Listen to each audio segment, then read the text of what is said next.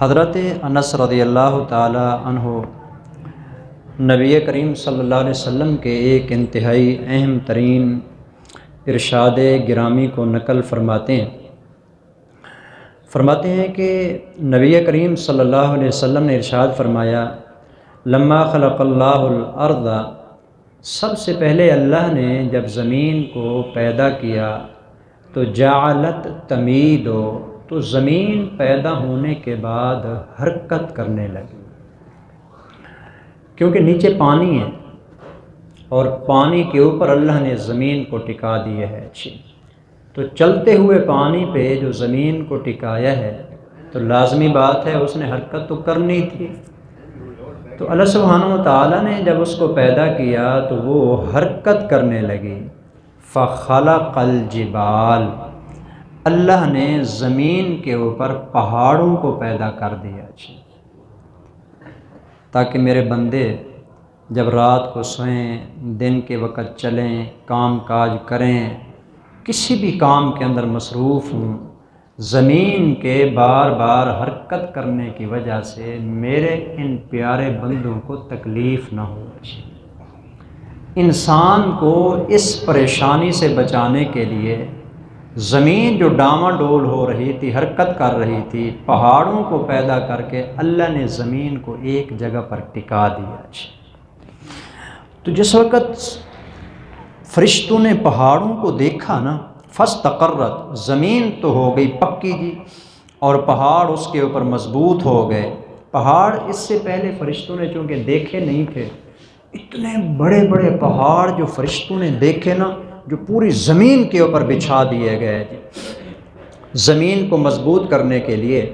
فعجبت الملائکۃ من شدت الجبال، ان پہاڑوں کی شدت اور سختی اور بڑے پن کو دیکھ کر فرشتوں نے سوال کیا، یا ربی حل من خلقک شیء اشد من الجبال، اے ہمارے پروردگار، کیا آپ کی مخلوق میں کوئی ایسی چیز بھی ہے جو ان پہاڑوں سے زیادہ سخت ہو؟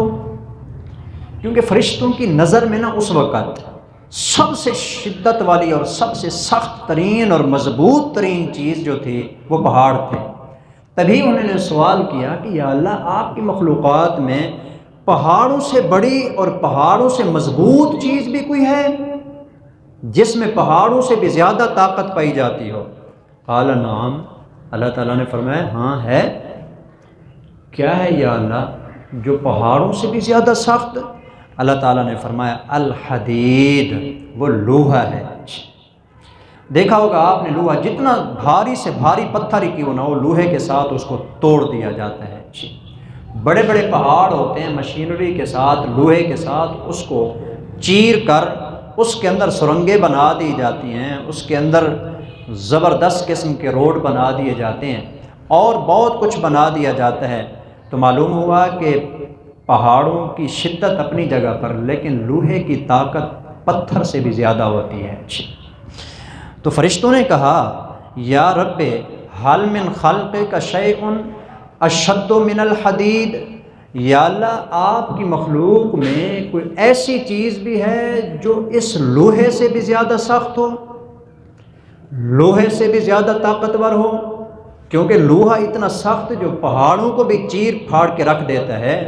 قال نعم، اللہ تعالیٰ نے فرمایا کہ بالکل ہے، النار، آگ، جو آگ ہوتی ہے یہ لوہے کو پگھلا کے ختم کر دیتی ہے۔ یہ میری مخلوق ہے، جیسے پہاڑ میری مخلوق ہے، اس سے بڑی سخت مخلوق میں نے لوہا بنایا ہے، اور لوہے کو پگھلا ڈالنے والی آگ میں نے پیدا کی ہے۔ جتنا بڑا لوہا بھی ہو اس کے اندر آگ لگا دو، کچھ دیر کے بعد وہ لوہا ختم ہو جاتا ہے، پانی کی طرح پگھل جاتا ہے، اس کا وجود ہی نہیں رہتا۔ تو فرشتوں نے کہا، یا رب، اے ہمارے پروردگار، حل من خلقک شیء اشد من النار، کیا آپ کی مخلوقات میں سے کوئی ایسی مخلوق بھی ہے جو اس آگ سے زیادہ سخت اور طاقتوری ہو، آگ سے بھی زیادہ شدت اور سختی والی ہو؟ جی قال نعم، اللہ تعالیٰ نے فرمایا ہاں، الماء، پانی، جتنی تیز، جتنی شدت کے ساتھ بھی آگ جل رہی ہو اس کے اوپر پانی ڈال دیں، آگ کو ختم کر دیتا ہے۔ پانی کے اندر جو طاقت ہے نا وہ آگ سے بھی زیادہ ہوتی ہے جی، اس لیے جتنی آگ لگی ہوئی ہو تو اس کے اوپر پانی ڈالا جاتا ہے تو وہ اس کی وجہ سے ختم ہو جاتی ہے۔ فرشتے حیران ہوتے رہے، فرشتوں نے پھر سوال کیا، یا ربی، اے ہمارے پروردگار، حل من خلقک شیء اشد من الماء، اے اللہ، اے ہمارے پروردگار، آپ کی مخلوقات میں سے کوئی ایسی مخلوق بھی ہے جو اس پانی سے بھی زیادہ شدت اور سختی والی ہو، پانی سے بھی زیادہ طاقتور ہو جی؟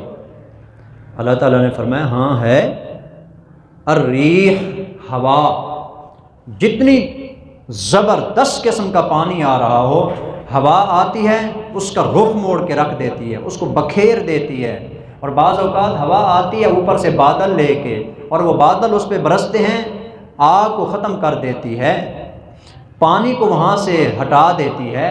تو ہوا جو ہے یہ ان تمام مخلوقات میں سب سے زیادہ طاقتور مخلوق ہے۔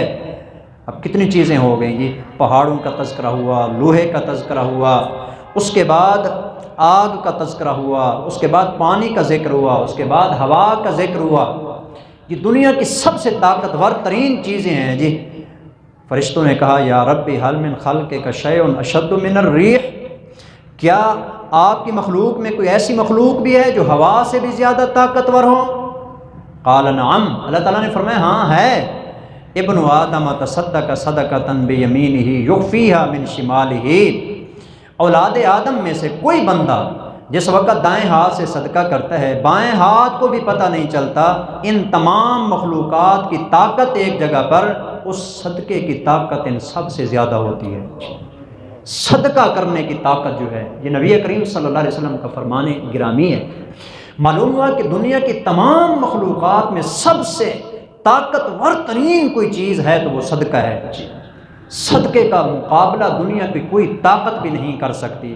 اس لیے جس وقت خاص طور پر کوئی بندہ اپنے کاموں میں پھنس جائے، مصائب میں، مشکلات میں، کہیں سے پہاڑ اس کے اوپر مصیبتوں کے گرنے لگیں، کہیں آگ اس کو جلانے لگے، پانی آ کے اس کو جو ہے نا گھیر لیں، اور مختلف قسم کی چیزیں اور مختلف قسم کی عذابات اور مصائب اور مشکلات اس کو چاروں طرف سے آ کے پکڑ لیں، تیز آندھیاں آنے لگیں، ہوائیں چلنے لگیں، سیلاب آنے لگیں، اس وقت حکم یہ ہے صدقہ کیا کرو، اس صدقے کی وجہ سے اللہ آنے والی تمام مصیبتوں سے نجات عطا فرمائیں گے۔ اس لیے صدقے کا خصوصی طور پر اہتمام کرنا چاہیے۔ اتنا شدت اور سخت ہوتا ہے صدقہ، سب سے اہم یہ دیکھیں، یہ تو میں نے صرف آگ کی بات بتائی ہے، اللہ کا جو غصہ ہے نا، اللہ کا غصہ یہ اتنا شدید ہوتا ہے، ایک لمحے کے اندر کل کائنات کو جلا ڈالے۔ لیکن نبی کریم صلی اللہ علیہ وسلم نے فرمایا یہ جو صدقہ ہوتا ہے نا، اللہ کے غصے کو بھی ٹھنڈا کر دیتا ہے۔ اللہ کا جو غصہ ہوتا ہے، ناراضگی ہوتی ہے، اس کو بھی اللہ پاک اس کی وجہ سے ٹھنڈا فرما دیتے ہیں اور ختم کر دیتے ہیں۔ تو یہ حدیث پاک ہمیں یہ سبق دے رہی ہے کہ ہمیں ان تمام حالات کے اندر صدقہ کرنا چاہیے۔ یہ صدقہ ہمارے لیے بہترین چیز ہے، تمام مصائب اور مشکلات سے نجات دینے والی چیز ہے، اور اللہ کے غصے کو ٹھنڈا کرنے والی چیز ہے، اور تمام مخلوقات میں سب سے طاقتور ترین چیز ہے جی۔ اللہ عمل کی توفیق عطا فرمائے۔ وما علینا الا البلاغ۔